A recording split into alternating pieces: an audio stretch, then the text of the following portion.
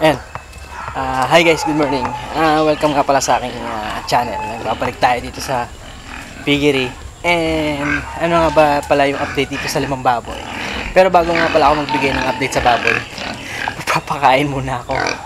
Kasi nagugutom na kanina pa, anong oras na. Mag-aalas 7 na ng umaga dito sa amin. So guys, pakainin ko muna saglit ng mga to.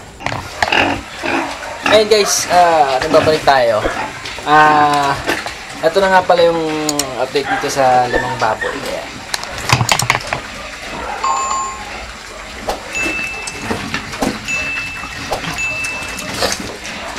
Tapos ito yung dito sa tatlo sa kabila. Ayan. Ayan na po sila. Ayan guys, nga pala, bago ako mag-update pala. Guys, thank you nga pala doon sa mga bagong subscribers natin nga pala guys. And ang update natin ngayon as of now is 179 subscribers na tayo. And nga pala, yung sa suggestion, yung mga comment, yung nakaraan. Thank you ng marami sir. Thank you yun kay Sir J ulit. Thank you sir dito sa suggestion niyo, tsaka sa comment niyo ng nakaraan. And ayun, mabalik tayo guys. Ilang kilo na ba yung napakain, yung topic natin ngayon kasi yung ilang kilo na yung napakain natin ng starter feed. Simula nung nagsimula tayo nag-start tayo magpakain sa kanila. So guys, actually guys, inabot kami ng 333 kilos. Dapat kasi yan ang computation dapat is 325 lang kasi 6 at kalahati. Kaso kaya kami inabot ng 333 kilos kasi sinama ko yung binili ko na starter feeds na tawag dito na hindi yung sinama ko yung starter feeds na per kilo kasi pag walang stock kasi yung binibilhan namin, bumibili ako ng per kilo, yung mga plastic lang, nakabag lang. Yun, kaya umabot kami ng 333 kilos dito sa limang baboy. Tapos nga pala, shoutout nga pala kay Sir Bebong. Bali, napuntahan niya na nung isang araw to tsaka kahapon. Kasi nung isang araw, pinurga na sila. Tapos,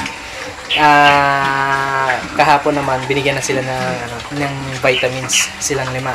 So, ayun guys, shoutout kay Sir Bebong at yung technician namin na nag-asikaso dito sa limang baboy.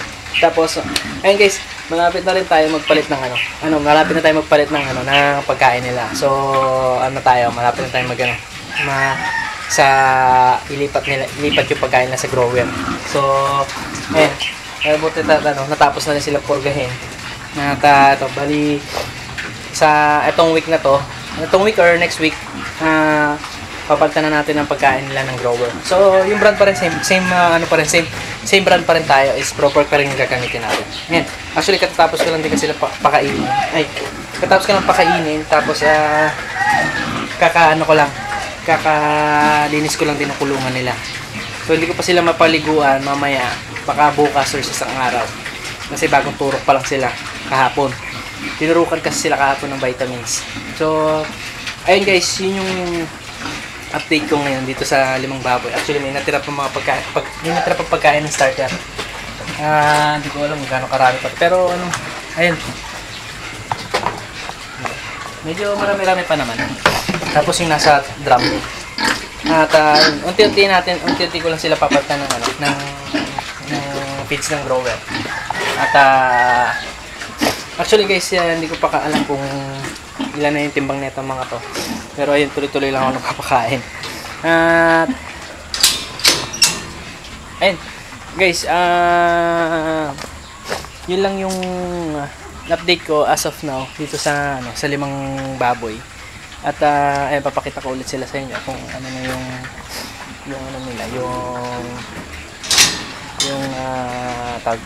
yung itsura nila. Ay, sabagay, baboy pa rin, pero yung laki nila hindi na ganoon malalaki na. Ay, oo nga pala, yung sa pagpupurga nga pala guys, nung unang pinurgahan ko sila pala, gumamit ako ng powder na pampurga. So yung ginamit ko sa kanila, sinubukan ko yung Latigo 1000. Tapos yung sumunod na dalawang pampurga, dalawang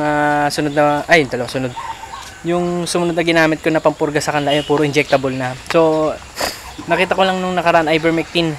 Yung pangalawa, hindi ko na natandaan kung ivermectin pa rin. Pero siguro ivermectin pa rin yung ginamit. So, ayun. Yun pa lang yung update ko. Tapos, ayun, napabakuna na sila. Ay, napurga na sila. At nabigyan na sila ng vitamins silang 5. So, ayan guys. Yun pa lang yung yun yung update ko pa lang sa ngayon. Oo nga pala, isa pa pala. Yung gastos ko na sa kanila. Nasa, 16,029. Yun, yung gastos pa lang bali, hindi pa yun. Hindi pa kompleto na hanggang sa kompletuhin natin siya, maggagawa ulit ako ng next vlog kung magkano yung nagastos namin lahat dito sa mga baboy na to.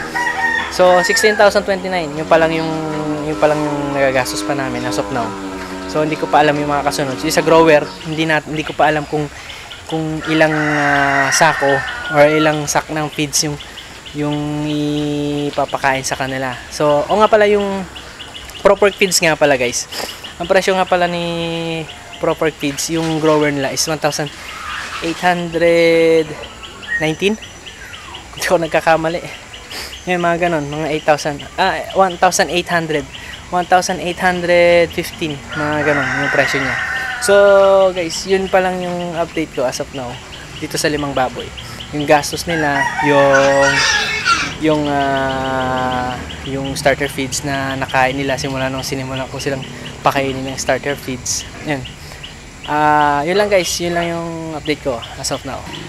So guys, please like, comment, share, and subscribe, and click mo na rin yung notification bell para naman updated ka sa bagong videos and vlogs na i-upload ko. So guys, see you on my next vlog. Bye bye and God bless you.